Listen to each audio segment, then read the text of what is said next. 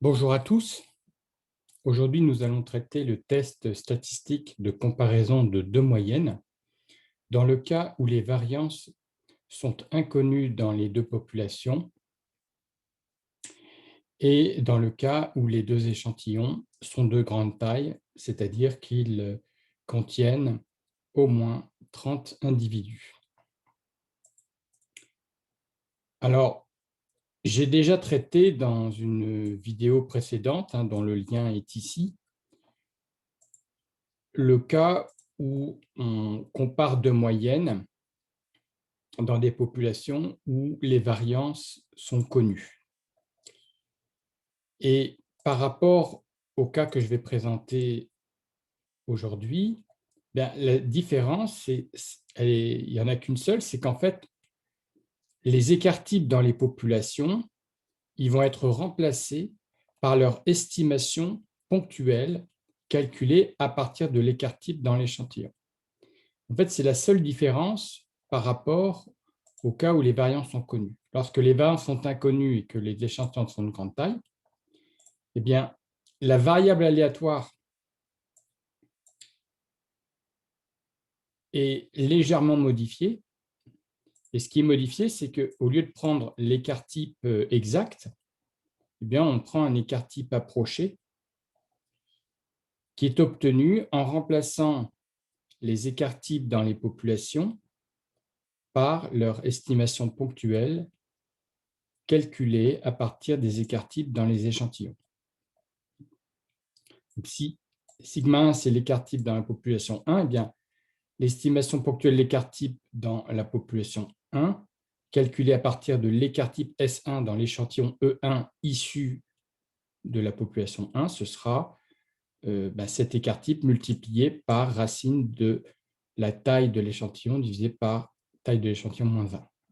Pareil pour la deuxième population, où l'écart-type est inconnu et on le note sigma 2, eh bien, pour obtenir une estimation ponctuelle de cet écart-type inconnu, on prend l'écart-type dans l'échantillon E2 issu de P2 et on multiplie par racine de N2 divisé par N2-1, où N2, c'est la taille de l'échantillon E2 issu de P2. Donc, on a sigma 2 chapeau, qui est l'estimation ponctuelle de l'écart-type dans la population P2, calculée à partir de l'écart-type dans l'échantillon E2. Donc, si on passe en variance, maintenant, la variance inconnue dans P1, on va la transformer en son estimation ponctuelle calculée à partir de la variance dans l'échantillon E1 issu de P1 de taille N1. Et pareil pour la variance inconnue dans la population P2, elle va être remplacée par son estimation ponctuelle calculée à partir de la variance dans l'échantillon E2 issu de P2. Donc, à partir de ces deux formules qui sont ici, on en déduit que si là, on divise la variance par la taille de l'échantillon, eh bien, ce quotient va être remplacé ici par son estimation ponctuelle, c'est-à-dire la variance estimée de manière ponctuelle, divisée par la taille de l'échantillon, et donc ça donnera juste la variance dans l'échantillon E1 divisé par N1-1. N1, c'est la taille de l'échantillon E1. Pareil, la variance inconnue, si je la divise par la taille de l'échantillon N2, eh bien, cette valeur qui est ici inconnue, je vais la remplacer par cette valeur ici qui est connue, qui est donc la variance estimée ponctuellement dans la population P2 divisée par la taille de l'échantillon N2. Donc, ça fera juste la variance dans l'échantillon E2 divisé par N2-1. Donc là, quand j'ai cette variable qui suit la loi normale sans très réduite, où x bar 1 et x bar 2, c'est les moyennes dans les échantillons E1 et E2, dont on veut voir si la différence est significative ou pas, eh bien, on considère, ça a été traité dans la vidéo précédente, là où les variances dans les populations étaient connues. Je vous rappelle qu'on avait cette variable aléatoire qui suivait la loi normale sans très réduite. Donc là, cette variable aléatoire, elle n'est pas utilisable dans le cas où les variances sigma 1 au carré, sigma 2 au carré sont inconnues, puisque une variable, elle est utilisable dans un test si on peut calculer sa valeur observée. Donc là, cette valeur observée, elle n'est pas calculable parce que les variances sigma 1 au carré, sigma 2 au carré sont inconnues. Donc, on remplace cette variable par une autre variable. Alors, j'ai utilisé la même lettre, mais ce n'est pas la même variable.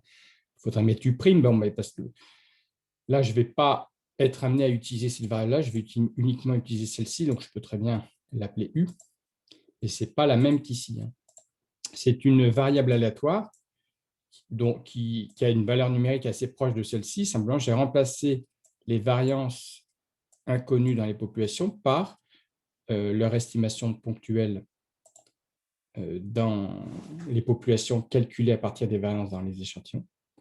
Et donc, j'obtiens cette variable aléatoire-là qui va suivre approximativement la loi normale centrée réduite. Approximativement parce qu'elle n'est pas, rigoureusement égale à celle-ci. Elle est proche numériquement, mais pas tout à fait égale. Donc, on admet qu'elle suit approximativement la loi normale centrée réduite. Donc, on va travailler avec cette variable-là.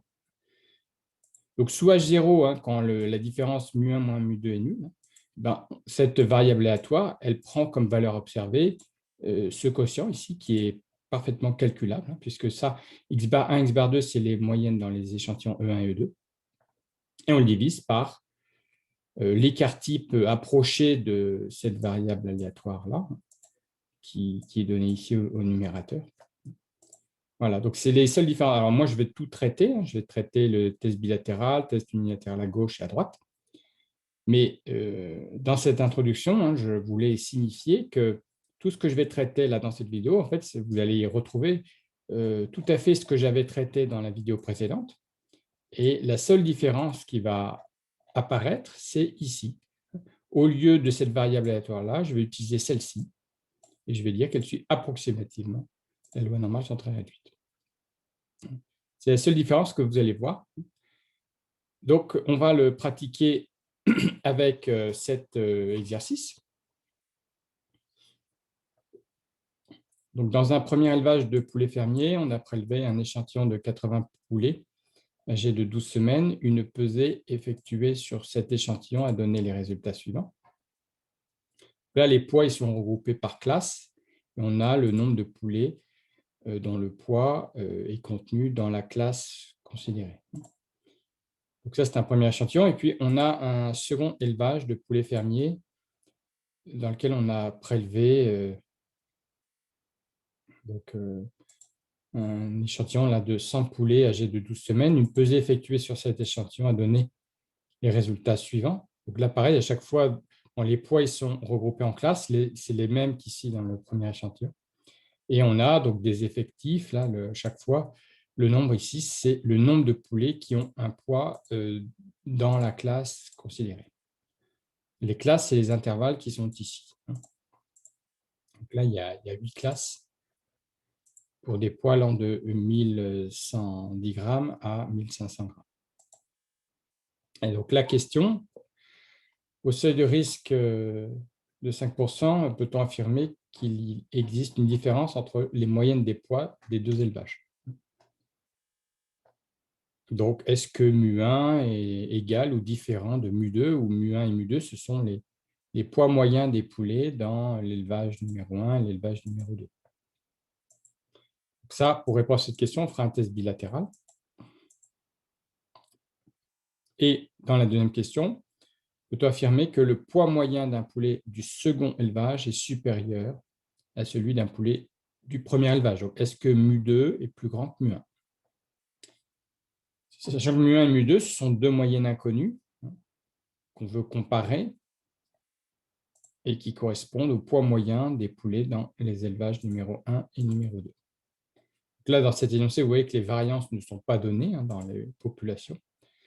Donc, on est bien dans le cas où il va falloir estimer ces variances inconnues dans les populations par leur estimation ponctuelle, toujours dans les populations, mais cette fois-ci estimée à partir des variances dans les échantillons. Donc, en introduction, on définit d'abord les populations. On a d'abord une première population. P1, ce sont les poulets du premier élevage. Et la variable qu'on étudie, c'est le poids d'un poulet. qui est une variable aléatoire qu'on va noter x1, qui suit la loi normale, de moyenne mu1 inconnue et de variance sigma 1 au carré, qui est inconnue aussi. Dans la population P2,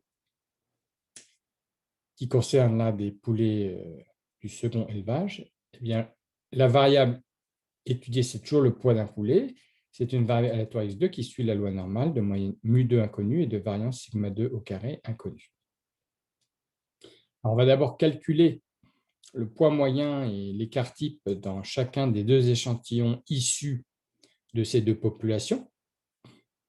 Donc, je vais le montrer avec la calculatrice Casio, ensuite avec la TI. Donc, vous allez dans menu 2, menu statistique, et vous allez entrer. Donc là, vous allez avoir besoin de 5 listes. Donc, d'abord, vous allez vider 5 listes. Donc, F4, vous vous placez dans la liste que vous voulez vider. Là, par exemple, je suis dans la liste 1. Vous faites F4 pour del all et vous confirmez avec yes. Donc, F1. Moi, je vais faire no parce que j'ai déjà entré les valeurs. Donc, je fais F6. Et puis, pareil, vous placez sur F dans liste 2, liste 3, liste 4, liste 5. Et à chaque fois, vous videz les listes pour qu'elles soient disponibles pour faire l'exercice. Donc, dans la liste 1, vous allez mettre la borne de gauche de chaque classe. Et dans la liste 2, la borne de droite de chaque classe. Donc, pour les valeurs en question, je les rappelle, elles sont ici. Donc, la borne de gauche de chaque classe, vous la mettez dans liste 1. Et la borne droite de chaque classe, vous la mettez dans liste 2.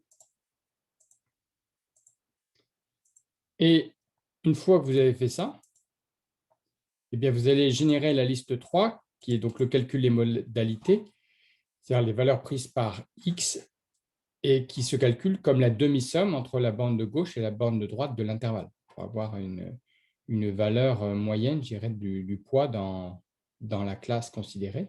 Donc, vous vous placez sur liste 3 là, et vous allez rentrer la formule. Donc, liste 1. Alors, comme ça. Pour liste, c'est Shift 1 pour liste 1, plus Shift 1 pour liste 2. Et ensuite, vous divisez par 2. Entrée. Et vous calculez donc la demi-somme, donc ça vous donne le poids moyen dans la classe considérée qui va être utilisé pour calculer la moyenne. Donc ensuite, vous allez dans liste 4 et là, vous allez entrer les effectifs pour le premier échantillon et dans liste 5, les effectifs pour le deuxième échantillon. Donc les effectifs, ils sont ici. Donc ça, ces valeurs-là, vous les rentrez dans la liste 4 et ces valeurs-là, vous les rentrez dans la liste 5. Donc là, vous pouvez faire un arrêt sur image pour faire ce travail. Et moi, là, je vais poursuivre en considérant que vous avez fait cette partie.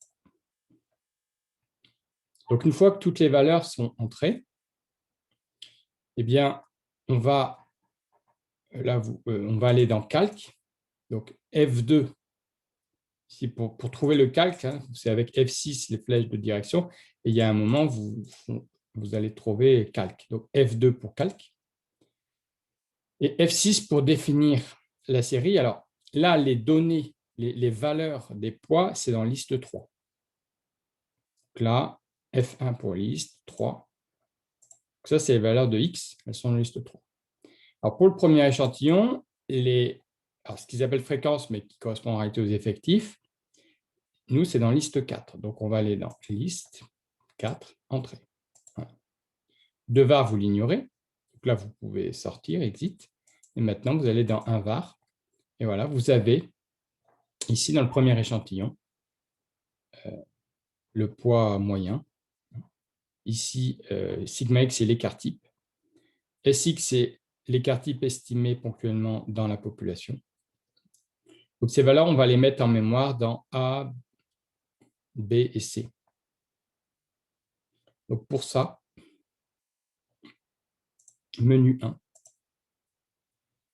Vous allez donc dans var, F3 pour stat, F1 pour x. F2. Et ça, on le met en mémoire dans A. C'est le poids moyen des 80 poulets dans le premier échantillon. L'écart type dans cet échantillon, on va le mettre en mémoire dans B. 79 grammes. Et l'estimation ponctuelle de l'écart type dans la population, SX, on va le mettre en mémoire dans C. Alors, le lien entre ces deux valeurs, je le rappelle, c'est que à partir de l'écart type dans l'échantillon, qu'on a mis en mémoire dans B, si on le multiplie par n sur n-1, donc n, c'est la taille de l'échantillon, c'est 80, et on le divise par 80 moins 1, donc 79, bien, on trouve la valeur qu'on a mis en mémoire dans C, c'est-à-dire l'estimation ponctuelle de l'écart type dans la population P1, donc des poulets du premier élevage. On va faire pareil pour le deuxième échantillon. Donc, on retourne dans le menu 2, calque, 7, et cette fois-ci, les fréquences, on va dire qu'elles sont dans liste 5. Exit, un var, et là, vous avez les valeurs pour le deuxième échantillon qu'on va mettre en mémoire dans les lettres D, E et F de la calculatrice, donc menu 1. Donc, toujours pareil, var, F3 pour stat, F1 pour X. Le X bar, on va le mettre en mémoire dans D. C'est la moyenne du poids des poulets pour le deuxième échantillon, 1332 grammes. L'écart type dans l'échantillon numéro 2, on va le mettre en mémoire dans E. Et l'estimation ponctuelle de l'écart type dans la population P2, on va le mettre en mémoire dans F. Alors, le lien entre ces deux écarts types, c'est que pour avoir l'estimation ponctuelle de l'écart type dans la population P2, on part de l'écart type dans l'échantillon E2 et on le multiplie par racine de n sur n-1. Donc, n, là, c'est 100. Il y a 100 poulets dans le deuxième échantillon. n-1, 99. Et on trouve bien la valeur qu'on a mis en mémoire dans F. Estimation ponctuelle de l'écart type dans la population P2. On va faire pareil pour la TI. Donc, vous allez dans Stat. Alors, on va faire effacer les listes. Et donc là, vous faites liste 1, virgule, liste 2, virgule, liste 3, virgule, liste 4, virgule, liste 5. Entrée. Moi, là, je ne fais pas entrer parce que comme j'ai déjà rentré mes valeurs, je ne veux pas les perdre. Mais vous faites ça là pour partir de 0 et avoir des listes disponibles pour faire l'exercice. Là, moi, là, ça, je supprime. Et donc, stat, 1 pour éditer. Donc là, moi, j'ai déjà rentré dans liste 1 les bornes de gauche de chaque classe et dans liste 2 les bornes de droite de chaque classe. Ensuite, pour liste 3, je vais faire la demi-somme de la borne de gauche et de la borne de droite. Donc, je me place sur L3 et je tape la formule. Donc, seconde 1 pour liste 1, plus seconde 2 pour liste 2, divisé par 2, entrée. Et il vous calcule le poids moyen pour chaque classe. Ensuite, dans L4, vous placez les effectifs, vous rentrez les effectifs, 2, 6, 10, 23, 16, 14, 5 et 4. Et dans L5, vous placez les effectifs pour le deuxième échantillon, 3, 3, 5, 23, 24, 20, 17, 5. Ensuite, vous allez dans Stat, Calque, 1 pour statistique à une variable. Alors, les valeurs sont dans liste 3, donc seconde 3 pour liste 3. Et pour le premier échantillon, les effectifs sont dans liste 4, donc chiffre 4 pour liste 4, entrée. Et voilà, il vous sort les valeurs pour le premier échantillon. on va les mettre en mémoire. Donc, on fait var 5 pour stat, x bar, donc la moyenne, c'est le numéro 2. Et ça, on le met en mémoire dans A. Ensuite, var 5 pour stat, et l'écart type dans l'échantillon, c'est numéro 4. On le met en mémoire dans B. Ensuite, stat, non, pardon, c'est var 5. Et l'écart type estimé ponctuellement dans la population P1, c'est numéro 3. On le met en mémoire dans C. Alors, le lien entre ces deux valeurs, je le rappelle, si on prend l'écart type dans l'échantillon E1, qu'on le multiplie par la taille de l'échantillon E1, divisé par la taille moins 1, eh bien, on obtient l'estimation ponctuelle de l'écart type dans la population P1. On va faire pareil pour le deuxième échantillon. On va définir la série statistique, donc calque, 1 pour statistique à une variable.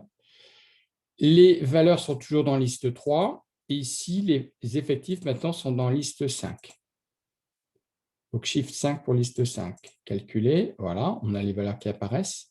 On va les mettre en mémoire.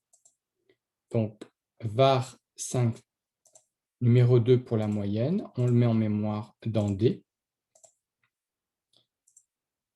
Ensuite, l'écart type, donc var 5, l'écart type, c'est le numéro 4. On le met en mémoire dans E. Et enfin, var 5, estimation ponctuelle de l'écart type dans la population P2, on le met en mémoire dans F.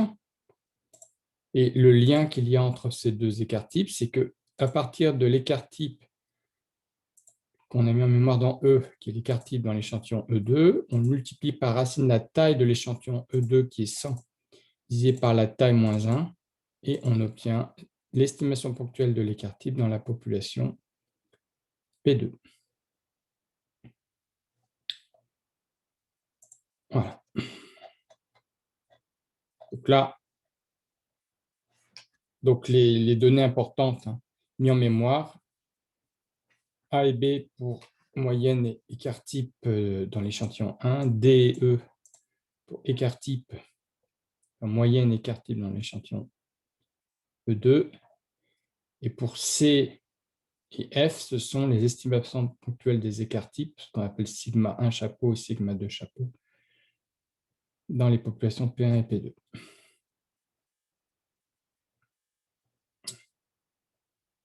Voilà, donc là, il y a un résumé de tout ce qui vient d'être fait. Et je poursuis maintenant.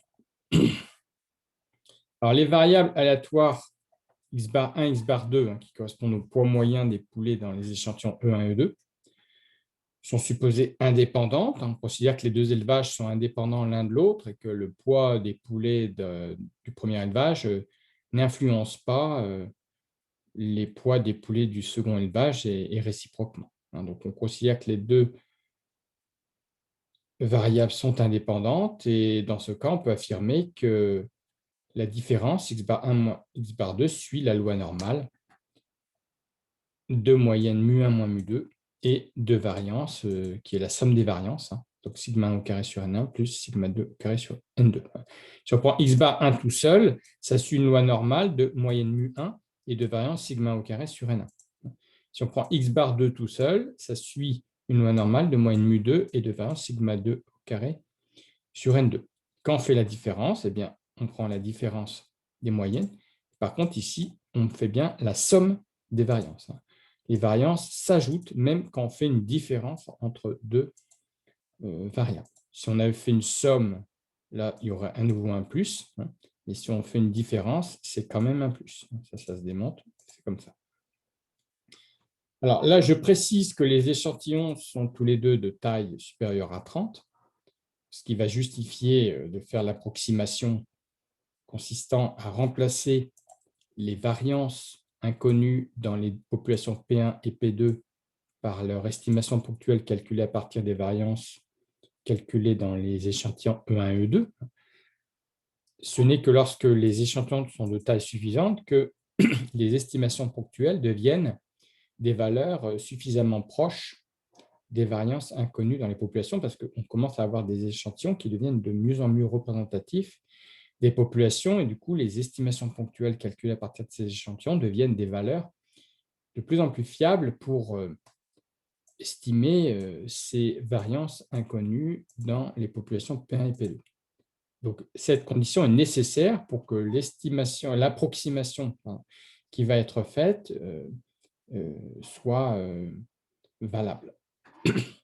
Et l'objet de ce test, c'est donc de comparer les moyennes inconnues mu1 et mu2. Mu1, c'est le poids moyen des poulets du premier élevage au niveau de la population, et mu2, c'est le poids moyen des poulets du second élevage au niveau des populations. Je dis bien au niveau des populations parce qu'au niveau des échantillons, E1 et E2, eh bien, les poids moyens sont connus, ce sont les valeurs x bar 1 et x bar 2 qu'on a mis en mémoire dans les lettres A et D de la calculatrice.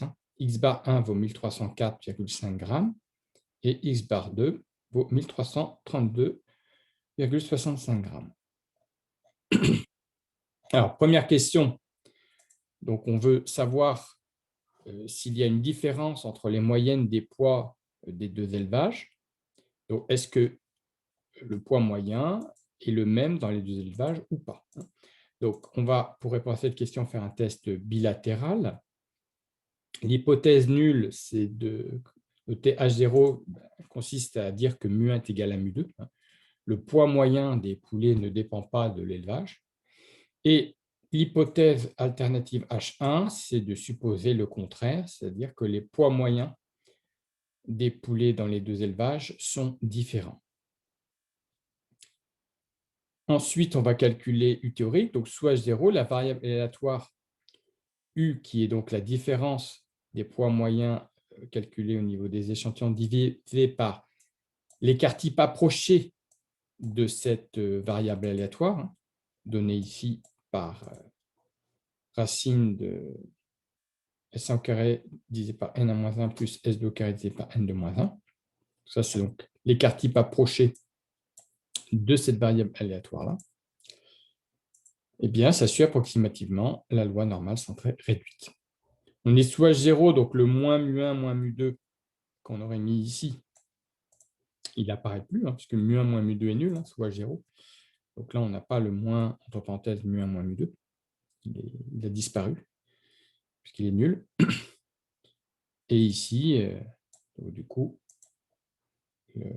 en ayant retranché la moyenne qui est nulle, ici, du coup, j'ai 0. Et comme j'ai divisé par l'écart type, ici, j'ai centré et réduit.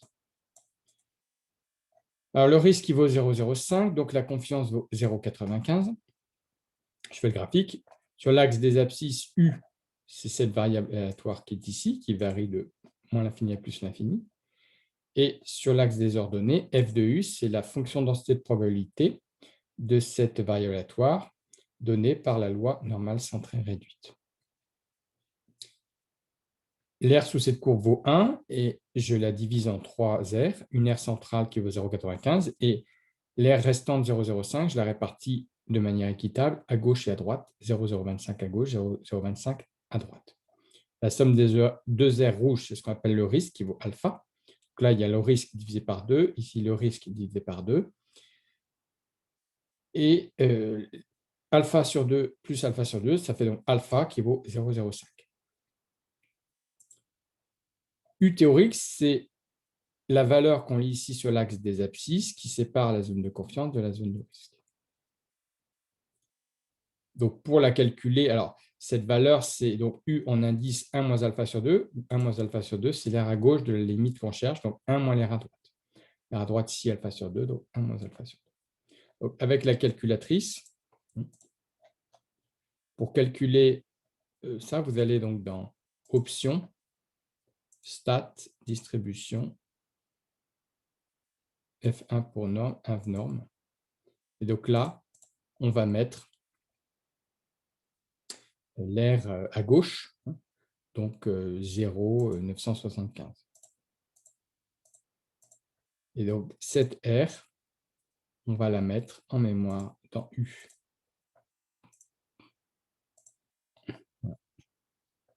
C'est pareil pour la TI. seconde distribution, inv norme, l'aire à gauche 0,975, et on met cette valeur en mémoire dans U.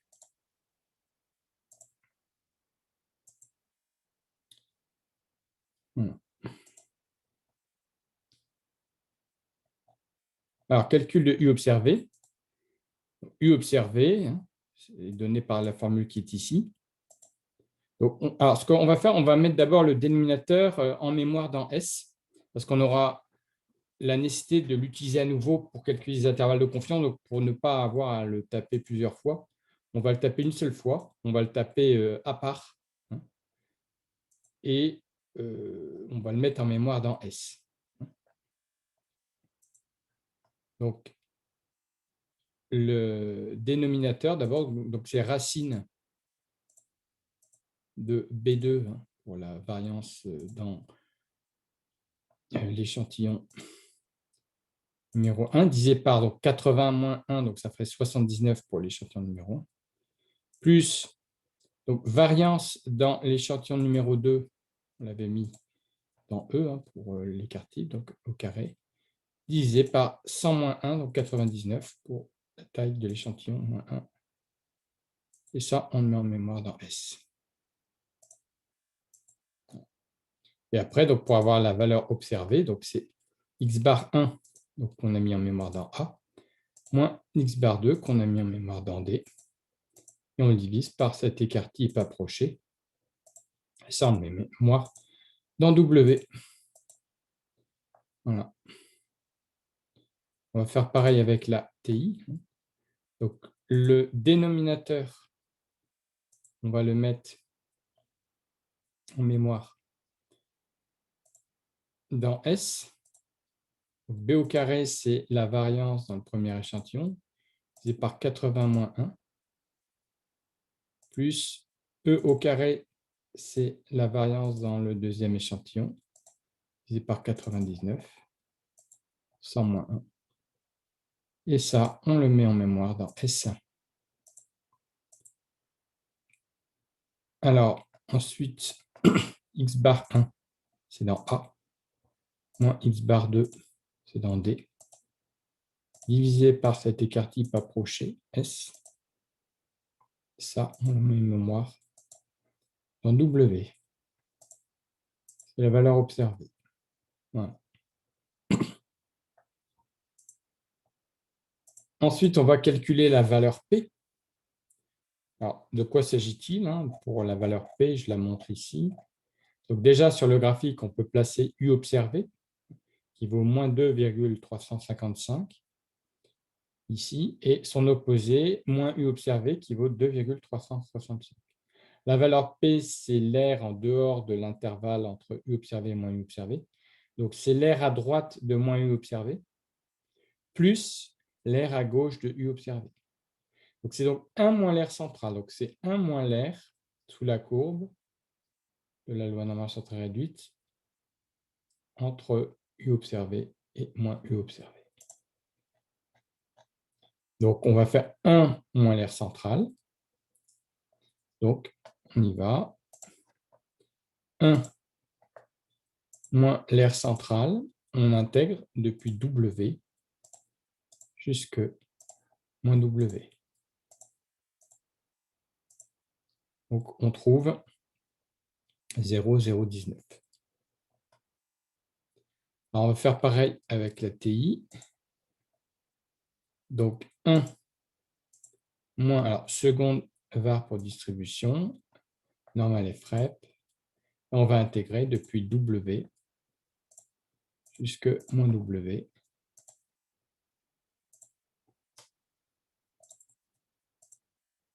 Entrée, et donc on trouve bien 0,019.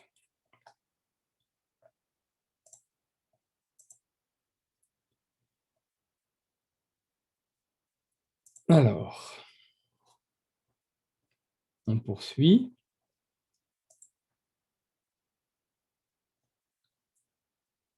On va retrouver ces valeurs avec la fonction test de la calculatrice.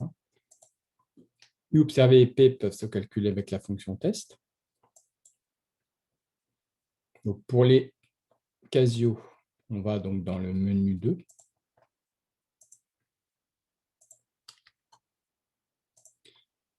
F3 pour test, F1 pour Z parce que c'est une loi normale centrée réduite qu'on utilise, donc c'est Z. 2 échantillons, F2. Alors, data variable, donc F2 pour variable. Ensuite, là, on met l'hypothèse H1, donc c'est F1 pour différent. Ensuite, pour sigma 1, c'est donc l'estimation ponctuelle de l'écart type dans la population P1, on l'a mis en mémoire dans C. Sigma 2, estimation ponctuelle de l'écart type dans la population 2, on l'a mis en mémoire dans F, donc alpha F. Moyenne dans le premier échantillon, on l'a mis en mémoire dans A. Taille du premier échantillon, 80. Moyenne dans l'échantillon E2, on l'a mis en mémoire dans D. Taille du deuxième échantillon, 100. Voilà. Et on a les valeurs. Avec ici Z, c'est U observé, et la valeur P. Faire pareil avec la TI. Donc,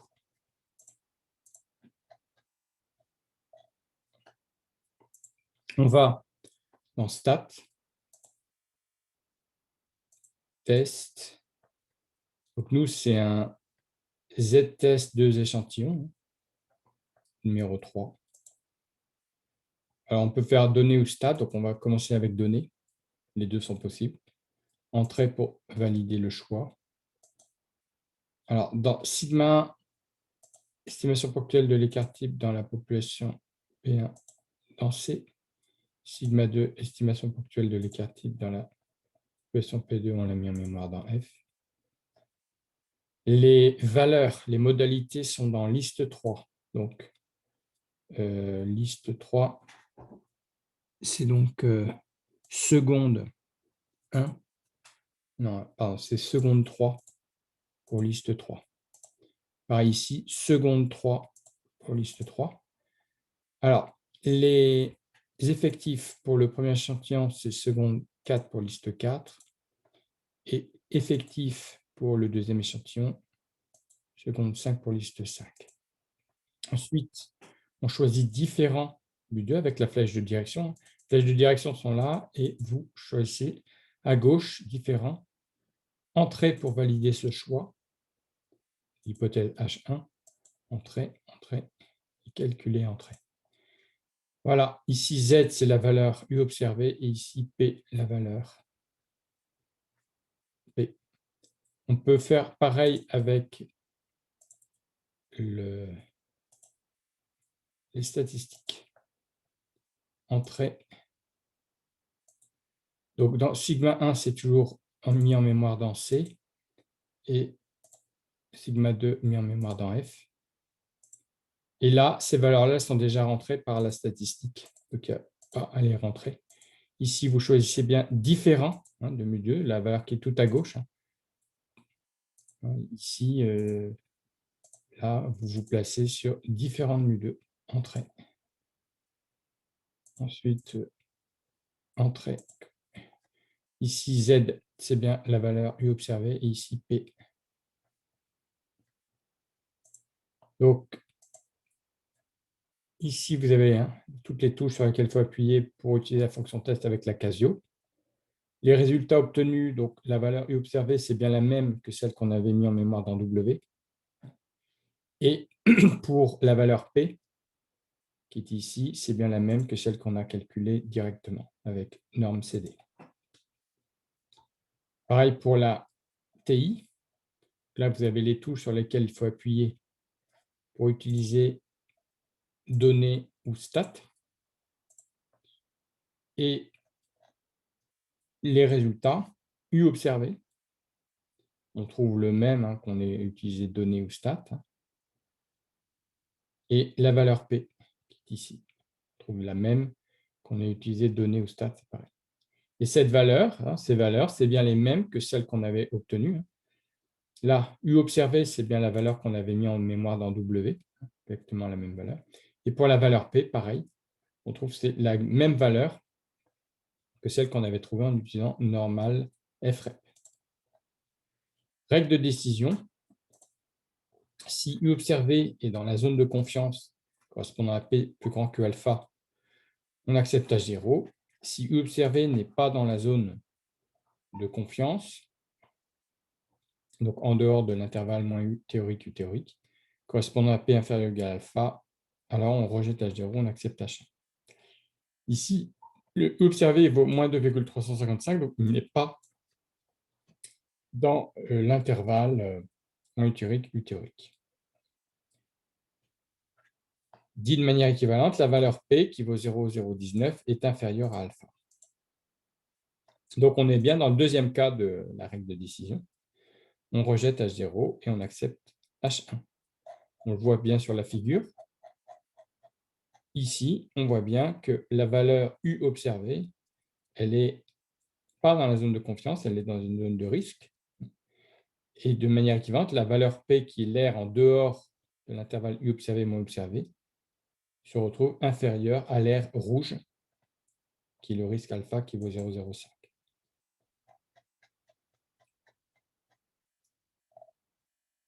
Donc, comme on accepte H1 qui correspond à différence entre mu1 et mu2, bien, la conclusion, c'est qu'au seuil de risque de 5%, on peut affirmer qu'il y a une différence entre les moyennes de poids des deux élevages.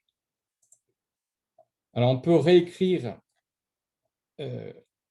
les règles de décision avec un intervalle de confiance de mu1 moins mu2. Donc, comment on fait ça? D'abord, je rappelle la définition de U théorique. U théorique, c'est la valeur telle que la probabilité que U soit compris entre moins U théorique et U théorique vaut 1 moins alpha, c'est-à-dire 0,95.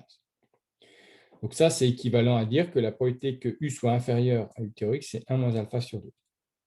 C'est-à-dire que le U théorique, c'est U en indice 1 moins alpha sur 2, ou 1 moins alpha sur 2, c'est l'aire à gauche de la limite recherchée, la limite U théorique.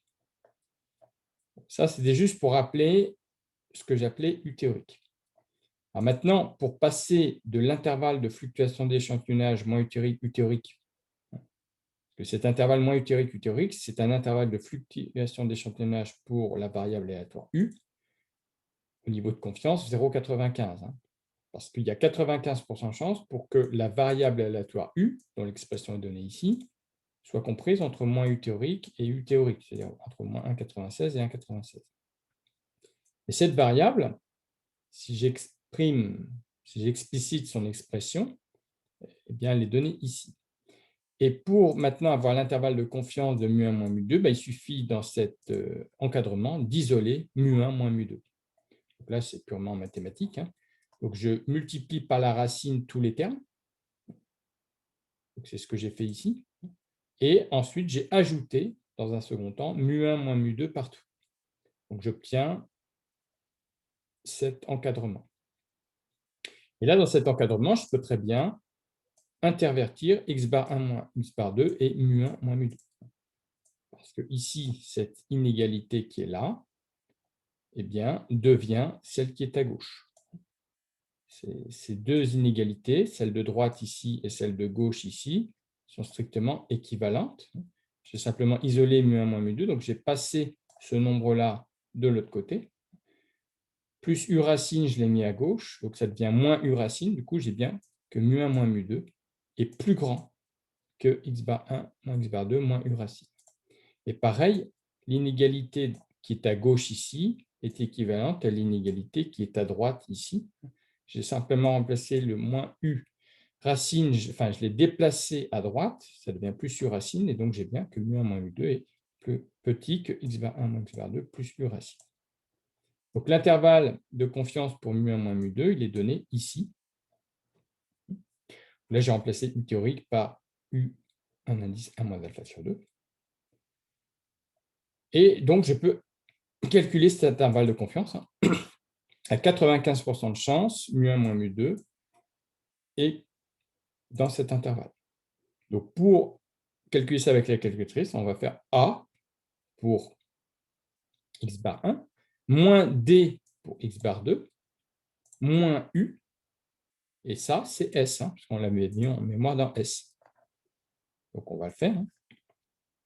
Menu 1, et on va faire donc A moins D moins US.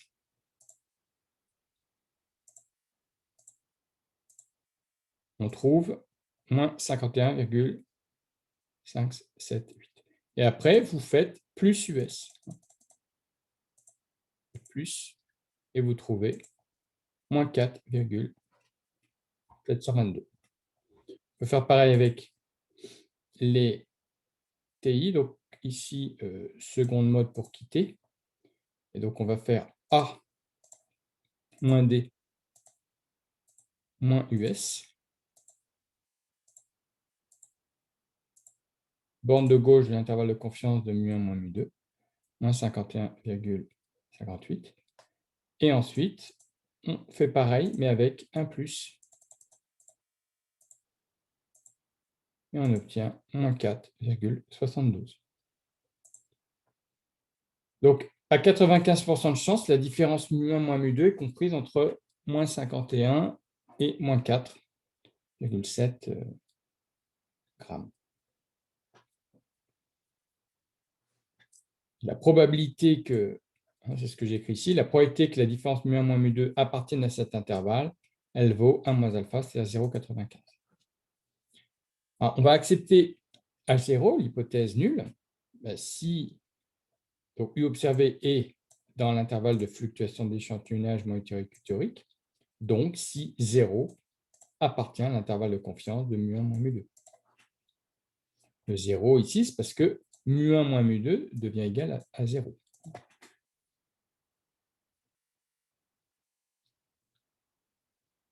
Donc là, ce n'est pas le cas. Hein. Alors, oui, en termes de règles de décision, si la valeur 0 appartient à l'intervalle de confiance de mu1 moins mu2, on accepte H0. Et si 0 n'appartient pas à cet intervalle de confiance, on accepte H1. Ici, 0 n'appartient pas à cet intervalle de confiance. Parce que la différence mu1 moins mu2, à 95% de chance, elle est comprise entre moins 51,6 et moins 4,7.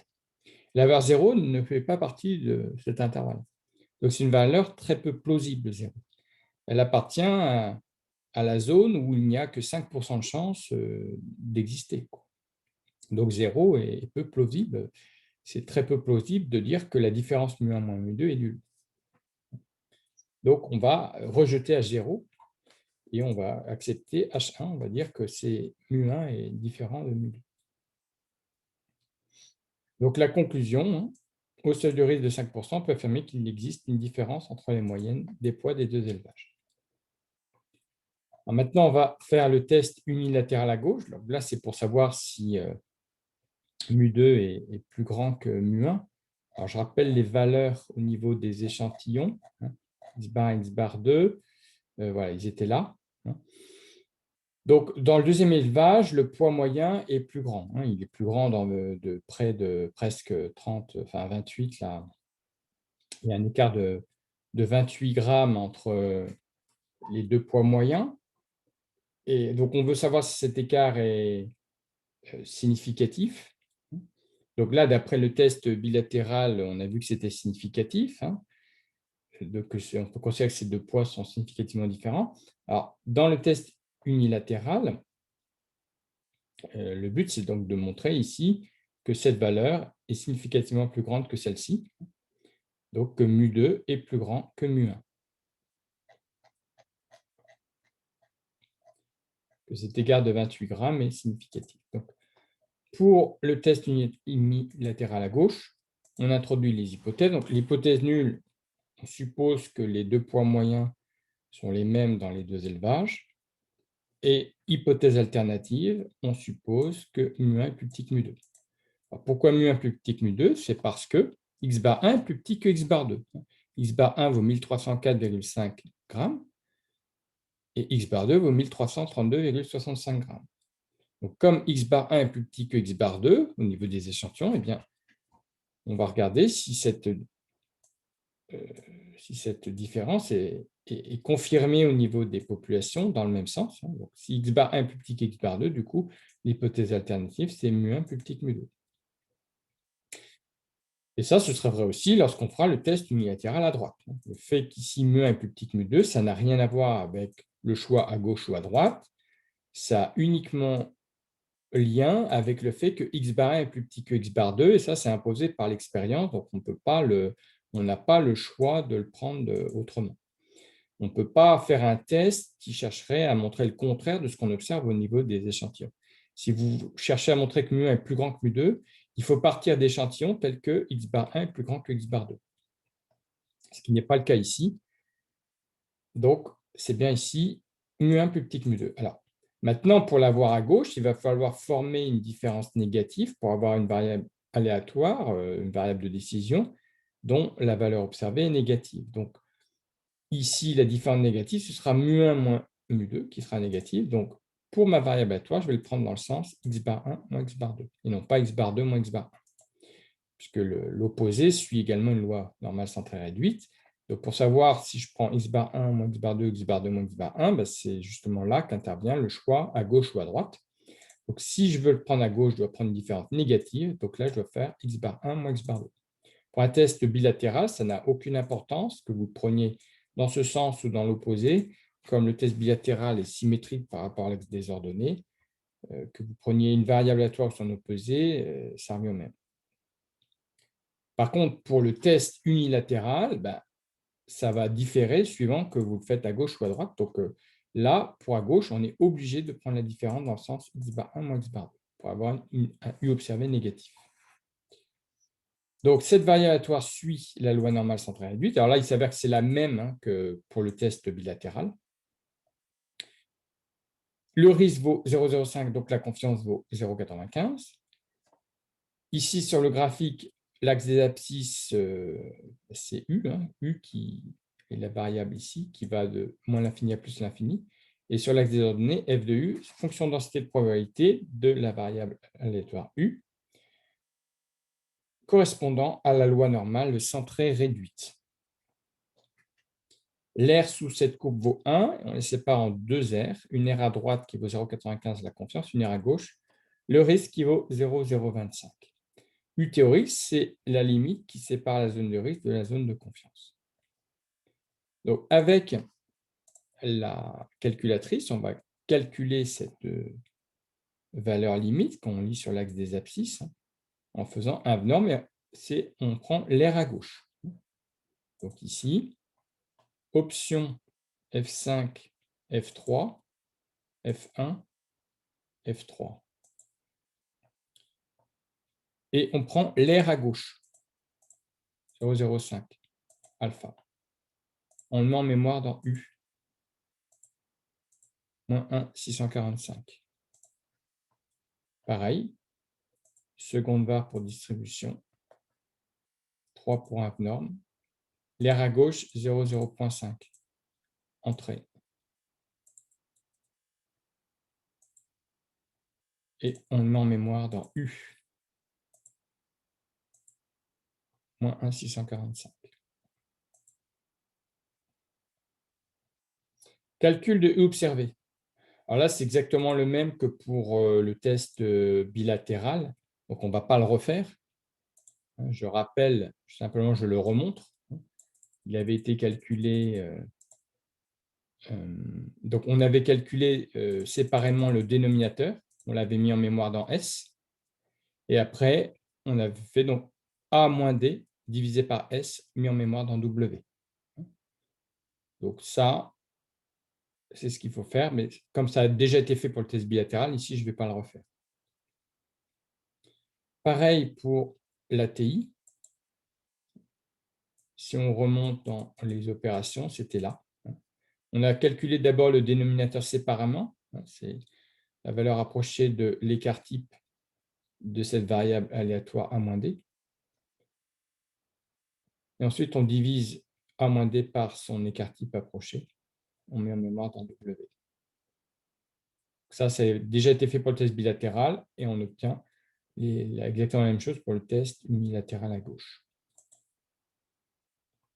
Alors, pour calculer P, alors là, par contre, ça va être différent.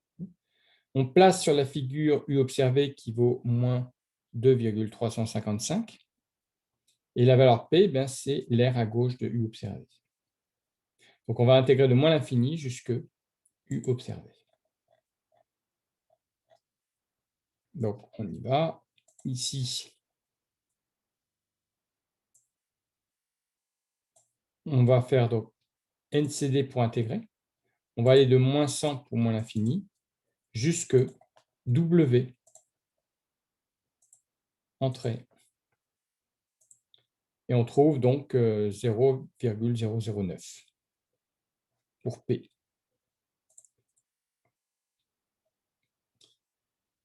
On va faire pareil pour la TI.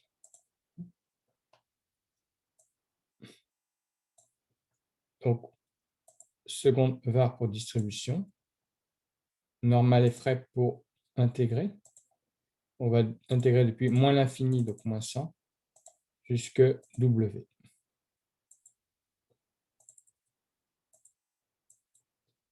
0,009.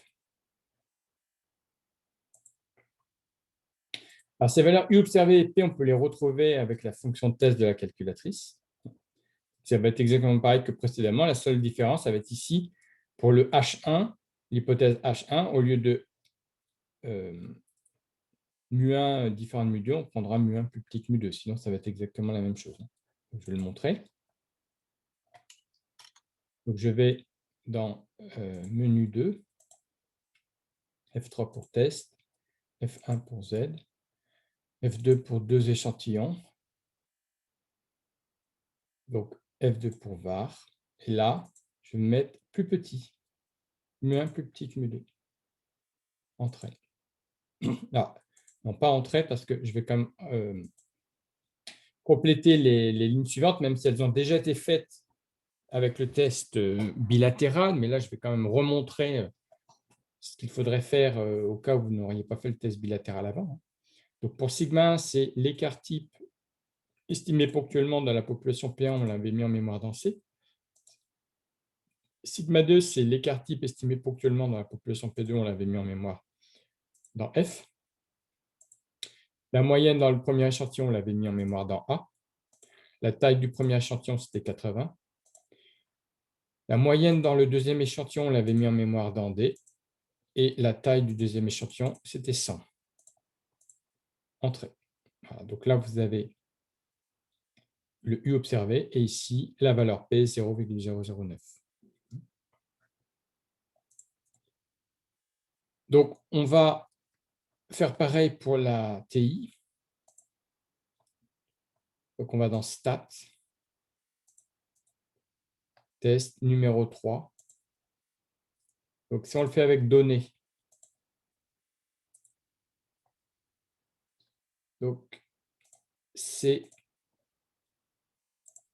et F pour les estimations ponctuelles des écarts types. Les valeurs ici sont, les modalités sont dans liste 3. Seconde 3 pour liste 3. Les effectifs dans le premier échantillon sont dans liste 4. Et les effectifs dans le deuxième échantillon sont dans liste 5. L'hypothèse H1, c'est mu1 plus petit que mu2, donc je me place sur mu1 plus petit que mu2, entrée, calculer. Voilà. Ici, j'ai la valeur U observée, ici, j'ai la valeur P009. Je peux faire pareil en utilisant stat, entrée. Là, c'est toujours C et F. Et avec stat, il a directement entré les valeurs de x bar 1, x bar 2. Ici, je choisis mu1 plus petit que mu2. Entrée. Et entrée. U observé, P au 0,09.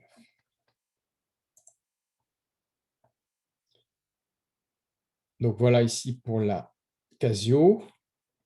Les valeurs trouvées sont exactement les mêmes que celles qu'on avait calculées préalablement. Le U observé, c'est bien la même valeur que celle qui est mise en mémoire dans W. Et la valeur P ici, c'est bien la même que celle qu'on a calculée avec norme CD.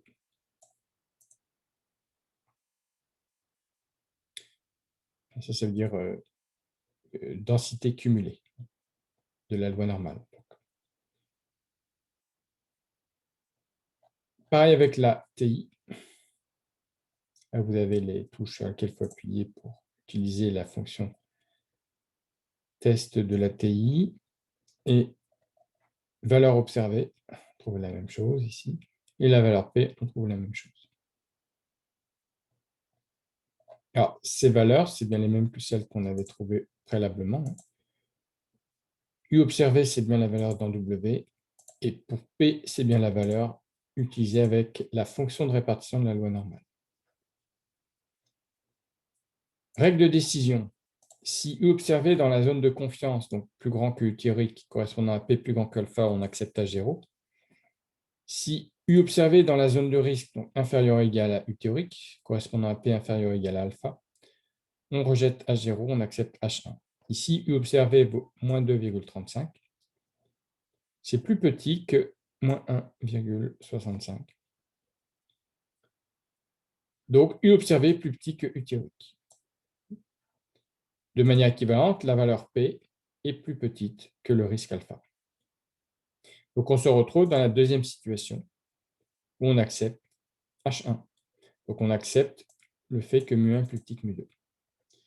La conclusion, au seuil de risque 0,05, on peut affirmer que le poids moyen d'un poulet du second élevage est supérieur à celui d'un poulet du premier élevage. Sur la figure, on voit cette situation. Ici, on voit bien que la valeur U observée est dans la zone de risque. Donc, la valeur P, l'air à gauche de cette limite, c'est plus petit que l'air rouge.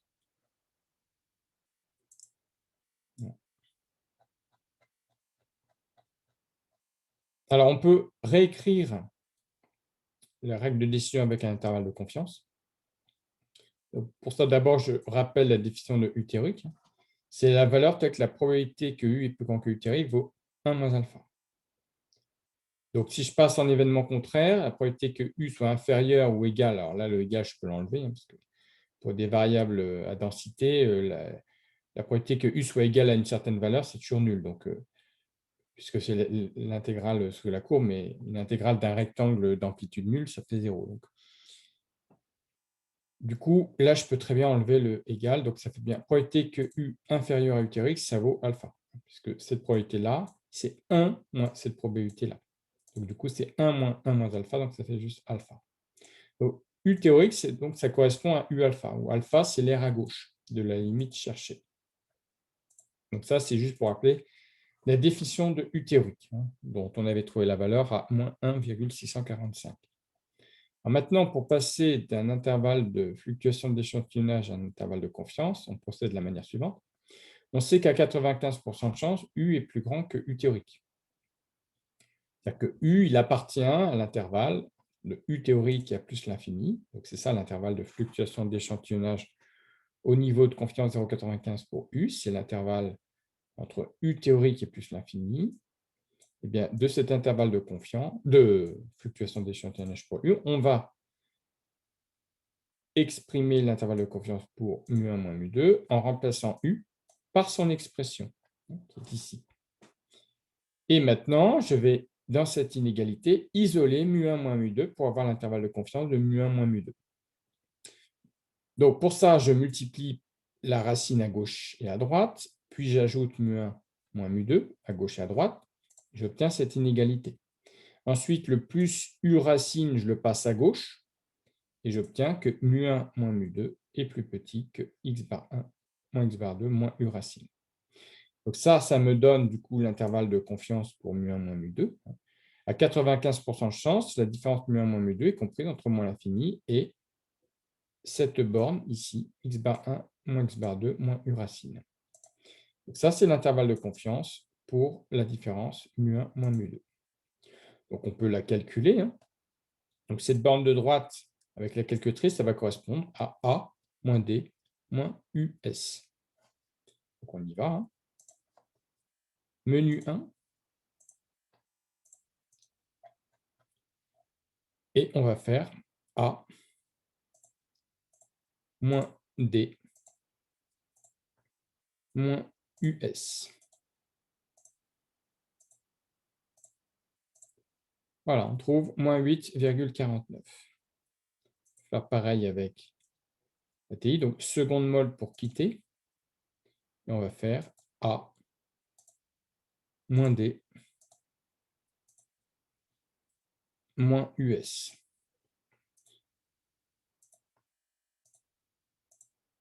On trouve moins 8,49. Donc, à 95% de chance, je peux dire que la différence mu1 moins mu2 est dans cet intervalle de confiance, moins l'infini jusqu'à moins 8,49. Donc, à 95% de chance, je peux dire que la différence mu1 moins mu2 est inférieure à moins 8,49. Maintenant, on accepte à 0 si, si donc U observé est plus grand que UTRX, qui va correspondre à, alors mu1 moins mu2, là, sous H0, c'est nul, hein, ça fait 0, appartient à l'intervalle de confiance, donc qui est moins l'infini, moins 8,49. Donc, règle de décision, si 0 est dans l'intervalle de confiance de mu1 moins mu2, j'accepte H0. Et si 0 n'appartient pas à l'intervalle de confiance de mu1 moins mu2, eh bien, je rejette H0 et j'accepte H1. Ici, la valeur 0 ne fait pas partie de l'intervalle de confiance, parce que la différence mu1 moins mu2 à 95% de chance, elle est plus petite que moins 8,49. Donc la valeur 0, elle ne vérifie pas cette inégalité, elle est au-dessus de moins 8,49.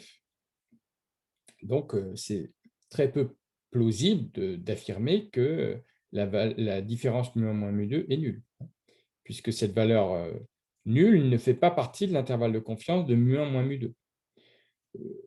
La valeur 0 pour la différence mu1 moins mu2 fait partie de la zone peu probable au maximum 5% de chance.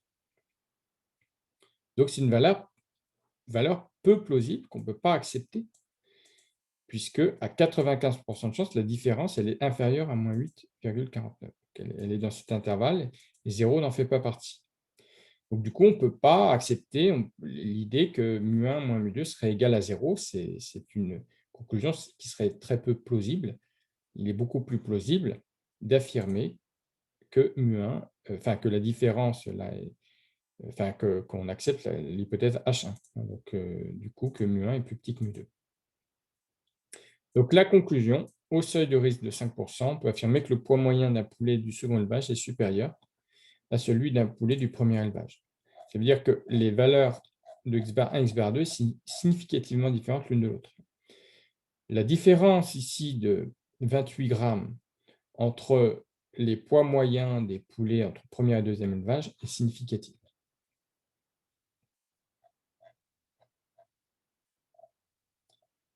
Voilà. Et ça, ce sera vrai tant que le risque alpha est plus grand que cette valeur-là. Pour tout risque alpha qui est plus grand ou égal à 0,09, ou 0,050, ça en fait partie, eh bien, on conclura que mu1 est plus petit que mu2. Si on voulait à tout prix obtenir l'hypothèse H0, il faudrait prendre une valeur du risque alpha plus petite que 0,09. Alors, ça arrive parfois quand on veut faire des tests avec un très haut niveau d'exigence, quand on cherche à mettre en lumière une très haute, un très haut niveau de significativité, un très haut degré de significativité dans la différence entre deux valeurs, on prend des valeurs du risque alpha très faibles. Ça arrive, hein. Parfois on peut prendre par exemple 10-3. Si par exemple on prend 10-3 pour alpha, si on prend donc 0,001, eh bien là, on va se retrouver avec P qui va être plus grand que alpha. Et donc là, dans ce cas-là, on va accepter à 0 et on va considérer que les deux moyennes, mu1 et mu2, ne sont pas hautement, ne sont pas différentes avec un niveau très élevé d'exigence sur la différence, justement. Donc, si on cherche un très haut niveau de significativité pour la différence entre les deux moyennes, avec un risque alpha qui vaut 0,01, ben là, on conclurait H0.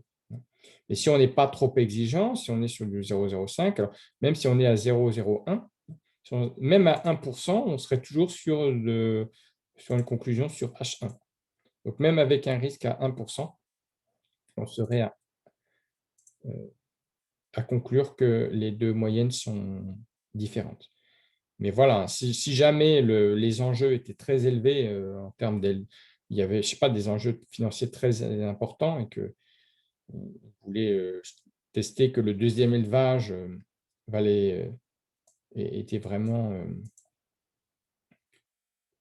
mieux parce que le deuxième élevage engendrerait des poids moyens supérieurs, on pourrait décider de passer sur un élevage du type numéro 2 plutôt que le numéro 1, ou pas, suivant le degré d'exigence qu'on se fixe. Et si, par exemple, le deuxième élevage occasionnerait des changements très importants, des changements financiers très importants, donc quand les enjeux sont vraiment très importants, on exige pour alpha des très très faibles valeurs, de l'ordre de 10-3. À ce moment-là, on pourrait conclure que ce n'est pas suffisant, que cette valeur P n'est pas encore suffisamment petite pour qu'on puisse décider que mu2 serait plus grand que mu1. Je vous dis, hein, si on met à 10-3, hein, mais même plus grand que 10-3, puisque même déjà 0,8 10-3, c'est déjà, on serait déjà dans ce cas-là. Hein. Avec des hauts degrés de significativité pour la différence, eh bien les deux élevages n'apparaîtraient pas ici différents en termes de poids moyen des poulets. Il faut bien toujours comprendre que la conclusion d'un test statistique dépend toujours de la valeur qu'on s'est donnée pour le risque alpha. Et dès que vous avez une valeur P qui est plus petite que 0,05, il y a toujours les deux possibilités qui s'offrent à vous entre H0 ou H1, suivant la valeur que vous donnez au risque alpha, qui est un réel que vous pouvez prendre librement entre 0 exclu et 0,05. Par contre, si P était plus grand que 0,05, à ce moment-là, vous aurez forcément P plus grand que alpha. Et donc, dans ce cas-là, vous serez obligé d'accepter H0. Mais dès que P est plus petit que 0,05, ben, les deux possibilités s'offrent toujours à vous entre H0 et H1, suivant le niveau d'exigence que vous donnez à votre test. Alors, je passe ici donc ça, on l'avait fait, l'intervalle de confiance. Et donc maintenant, je vais passer ici au test unilatéral à droite. Alors, l'hypothèse nulle, mu1 est égal à mu2. Hypothèse alternative, mu1 est plus petit que mu2 parce que x bar 1 est plus petit que x bar 2. Du fait que le x bar 1, c'était 1304 grammes et x bar 2, c'était 1332 grammes. Donc, le poids moyen des poulets dans le deuxième échantillon est plus important que dans le premier échantillon. Donc, x bar 1 est plus petit que x bar 2. Donc, la différence, c'est toujours dans ce sens ici qu'on doit prendre l'hypothèse H1. Quand on constate au niveau des échantillons, on regarde si c'est confirmé au niveau des populations. Alors, à partir de cette inégalité, on va chercher à former une différence positive pour engendrer un test unilatéral à droite. Un test pour lequel la variable de décision prend une valeur observée positive. Donc là, la différence positive, c'est mu2 moins mu1. Par conséquent, pour le choix de la variable de décision, je devrais prendre ici x bar 2 moins x bar 1. Et non pas x bar 1 moins x bar 2, parce que si je prenais l'opposé, ça engendrerait un test unilatéral à gauche. Donc là, je prends cette différence dans ce sens, parce que ici, x bar 2 moins x bar 1 est positif. Et je divise ici par racine de cette somme. Alors là, dans la somme, je mets les deux termes dans l'ordre que je veux, puisque c'est une somme. Donc, cette variable aléatoire suit approximativement la loi normale centrée réduite. Le risque vaut 0,05, donc la confiance vaut 0,95. Pour le graphique, sur l'axe des abscisses, c'est la variable U, qui va de moins l'infini à plus l'infini. Et sur l'axe des ordonnées, f de U, fonction de densité de probabilité de la variable U, donnée par la loi normale sans trait réduite. L'air sous la courbe vaut 1. Cette R, je la sépare en une R à gauche qui vaut 0,95, la confiance, et une R à droite qui vaut 0,05, le risque. La valeur U théorique, c'est la valeur qu'on lit sur l'axe des abscisses qui sépare la zone de confiance de la zone de risque. Donc, on va le calculer. Donc, l'air à gauche de la limite qu'on cherche, c'est 0,95. Donc, on va, avec la Casio, ici, option F5, F3, F1, F3. Et l'air à gauche, 0,95. Je le mets en mémoire dans U. 1,645. Seconde var pour distribution, 3 pour un norme. L'air à gauche vaut 0,95. Entrée. Et je le mets en mémoire dans U. Voilà. Donc, on trouve pareil pour les deux calculatrices. 1,645. Pour la valeur de U observée, donc on va le faire. Donc, alors, pour le dénominateur, c'est le même que pour les tests précédents. Donc, la valeur S, je ne vais pas la refaire, puisque c'est déjà mis en mémoire dans S. La seule chose qui va changer, c'est ici, au lieu de A moins D, on va faire D moins A. Donc, D moins A. Et ça, je le divise par l'écart type approché S. Je le mets en mémoire dans V. Donc, 2,355. Pareil pour la ATI. Je fais D-A divisé par S. Et ça, je le mets en mémoire dans V. 2,355. Alors, cette valeur, je peux la représenter sur le graphique. Elle est ici, de 365. Et la valeur P, c'est l'air à droite de U observé. C'est l'air ici, sous la courbe à droite de U observé. Donc, je vais intégrer depuis V jusque plus l'infini.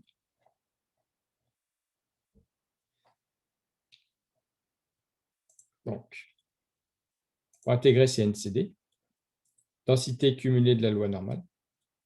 Et j'intègre depuis V jusque plus l'infini que je peux représenter par la valeur 100. Je trouve 0,09. Pareil avec la TI. Seconde var pour distribution. Numéro 2 pour normal FREP. Je vais intégrer depuis V jusque plus l'infini que je représente par 100. Entrée. 0,009.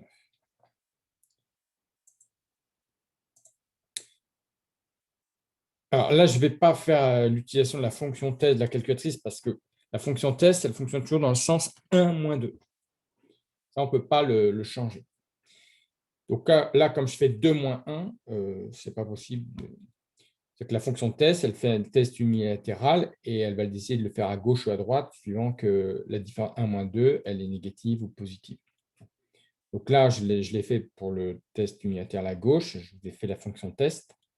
Et là, je ne pourrais pas le faire pour le test unilatéral à droite, puisque là, la différence 1 moins 2, elle est négative. Donc, je ne pourrais pas ici faire le test unilatéral à droite avec ça, puisque là, il faudrait la différence 2 moins 1. Alors, règle de décision, si U observé dans la zone de confiance, donc plus petit que U théorique, correspondant à P plus grand que alpha, j'accepte à 0. Et si U observé est dans la zone de risque, donc supérieur ou égal à U théorique, correspondant à P inférieur ou égal à alpha, alors on rejette H0 et on accepte H1. Alors ici, U observé vaut 2,325, c'est plus grand que U théorique.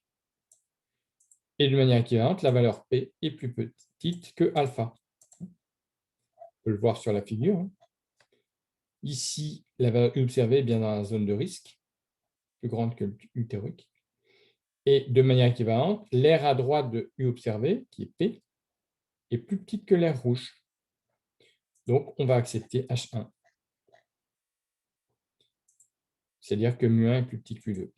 Conclusion, au seuil de risque de 5%, on peut affirmer que le poids moyen d'un poulet du second élevage est supérieur à celui d'un poulet du premier élevage.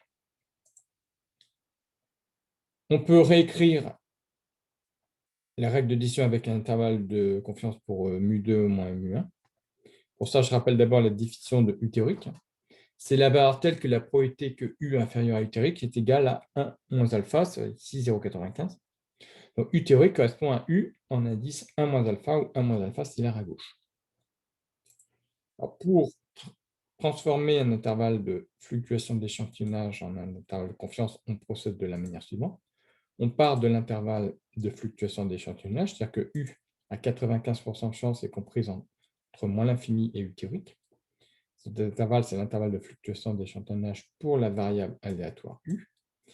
Donc U à 95% de chance est compris entre moins l'infini et U théorique. Et pour passer à l'intervalle de confiance, je réécris U, j'écris son expression, et dans cette expression, je vais isoler mu2 moins mu1. Donc c'est purement mathématique. Là, je multiplie à gauche et à droite par racine, par dénominateur, et ensuite j'ajoute mu2 moins mu1 à gauche et à droite. Et j'obtiens que x bar 2 moins x bar 1 est plus petit que mu2 moins mu1 plus u racine.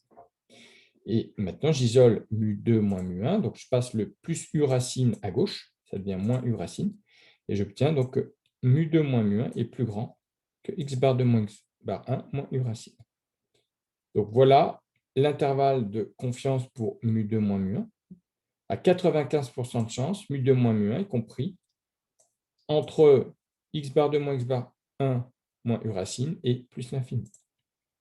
Donc cet intervalle, on peut le calculer. Donc on va calculer la borne de gauche de cet intervalle qui correspond à d moins a moins us.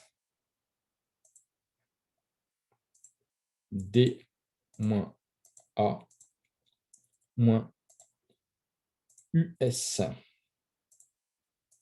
contre 8,49. Et ici, D moins A moins US, on obtient 8,49. Donc, à 95% de chance, la différence mu2 moins mu1 est comprise dans l'intervalle 8,49 et plus l'infini.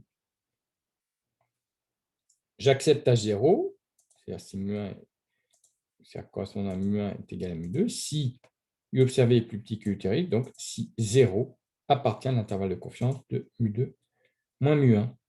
Parce que là, la valeur ici, mu2 moins mu1, est nulle, sous H0.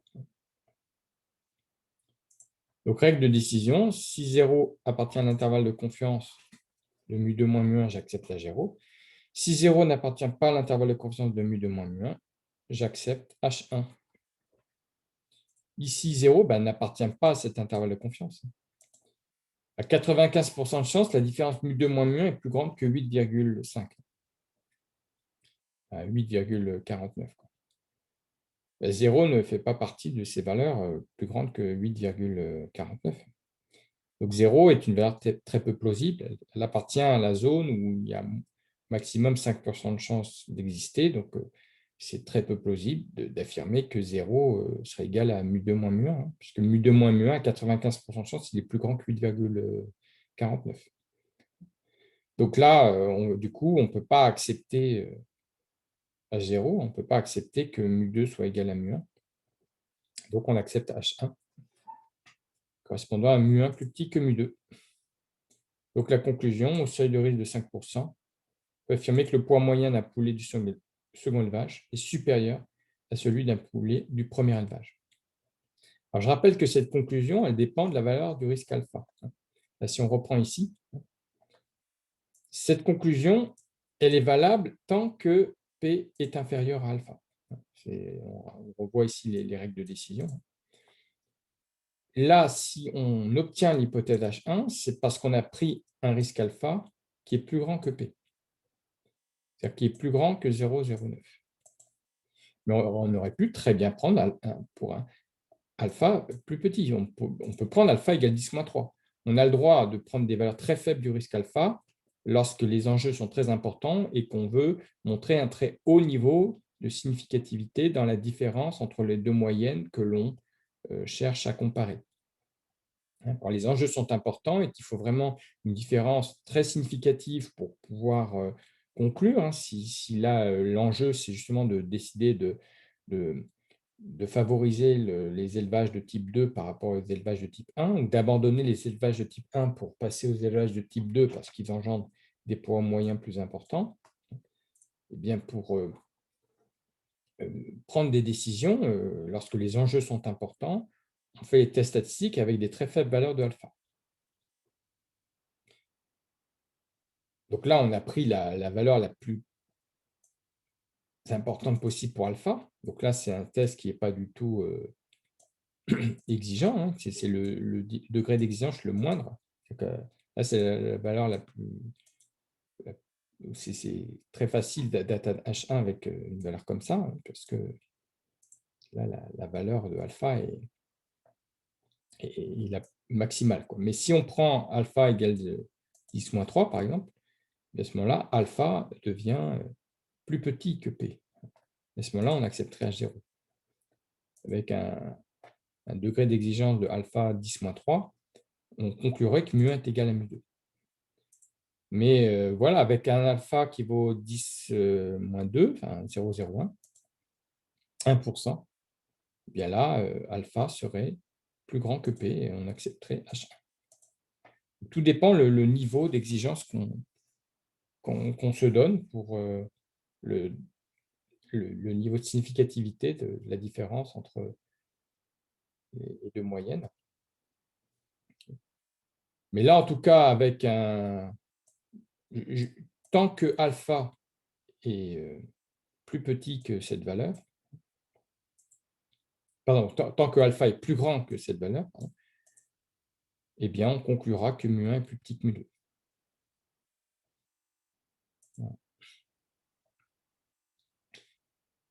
Donc, voilà, j'en ai terminé avec ce test. Oui, alors là, je rappelle toujours pour le risque alpha, je rappelle, c'est un réel qui comprend entre 0 exclu et 0,05 inclus. Donc, si P est plus grand que 0,05, eh bien, P sera toujours plus grand que alpha. Donc, dans ce cas-là, on sera obligé d'accepter H0. Mais dès que P est inférieur à 0,05, ce qui est le cas ici, eh bien, on aura toujours la possibilité soit d'accepter H0 ou d'accepter H1, suivant la valeur du risque alpha qu'on se donne, donc c'est-à-dire suivant le degré d'exigence qu'on veut donner au test. Parce que le degré d'exigence, on peut le percevoir ici. Là, on était sur le degré d'exigence maximal, c'est-à-dire qu'on a pris la valeur de alpha la plus grande possible. Donc là, la barre à franchir pour décider que mu1 est plus petit que mu2, ben, elle est la plus basse possible. La barre, elle est là, elle est à 1,645, elle est là. Mais si on diminue alpha, ben, cette barre, elle va augmenter, le niveau, il va augmenter. Et si on augmente alpha, pardon, si on diminue alpha de sorte qu'il devienne plus petit, plus petit que la valeur 0,09, du coup, le U théorique qui va passer ici, il va devenir plus grand que le U observé, et à ce moment-là, on va considérer que mu1 est égal à mu2.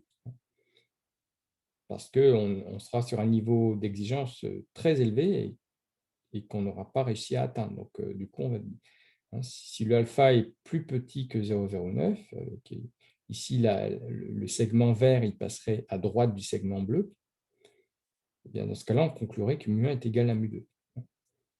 Mais tant que alpha est plus grand que cette valeur-là, donc tant que le segment vert est à gauche du segment bleu, eh bien, on conclura que mu1 est plus petit que mu2. que le segment bleu, lui, on ne peut pas le déplacer. Il est fixé par les valeurs expérimentales. On peut jouer, par contre, sur la position du segment vert, qui est ici, c'est sur la valeur alpha. Et donc là, avec alpha égale 0,05, et tant que alpha est plus grand que 0,09, eh bien, le segment vert sera toujours à gauche du segment bleu, et on conclura toujours que mu1 est plus petit que mu2. Par contre, à partir du moment où le segment vert il est sur le segment bleu ou à droite, parce qu'on aurait pris alpha plus petit ou égal à cette valeur-là, eh bien, dans ce cas, on conclurait que mu1 est égal à mu2. Voilà, j'ai terminé ce test. Et donc, je vais m'arrêter pour ce test ici. Et donc, la prochaine vidéo, je traiterai le cas de comparaison de deux moyennes dans le cas où les variances sont inconnues, les échantillons sont de petite taille.